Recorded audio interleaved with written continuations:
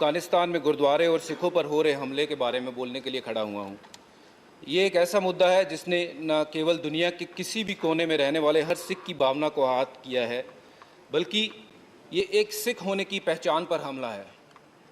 इस तरह के हमले हमें कई सवाल करने के लिए मजबूर कर देते हैं कि ये हमले हमारे ऊपर ही क्यों हमें निशाना बनाया जा रहा है।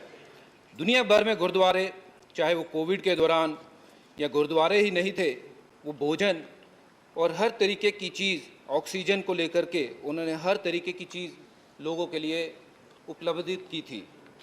स्वतंत्रता के बाद के समय की बात करूं तो देश के सिखों के योगदान के बारे में हम सबको पता है। जीडीपी की बात करूं, रोजगार की बात करूं या दान धर्म की बात करूं तो सिख हमेशा सबसे आगे रहा है।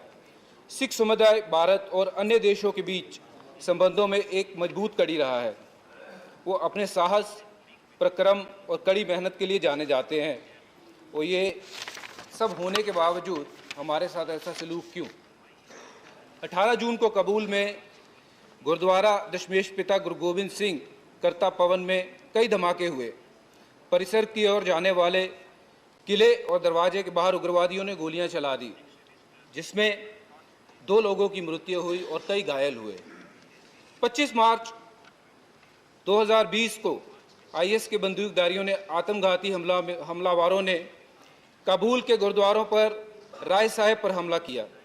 बताया जाता है कि इमारत में 200 लोग थे, जिसमें बच्चों समेत 25 सिखों की मौत हुई।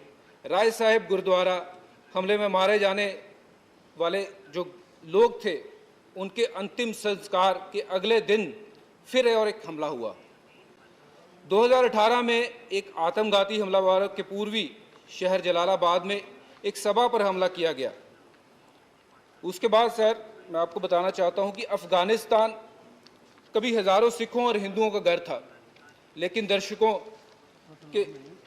के संघर्ष के कारण ये संख्या कम होकर मुट्ठी भर रह गई है। 1980 के दशक में अफ़गानिस्तान में 2,20,000 सिख और हिंदू रहते थे।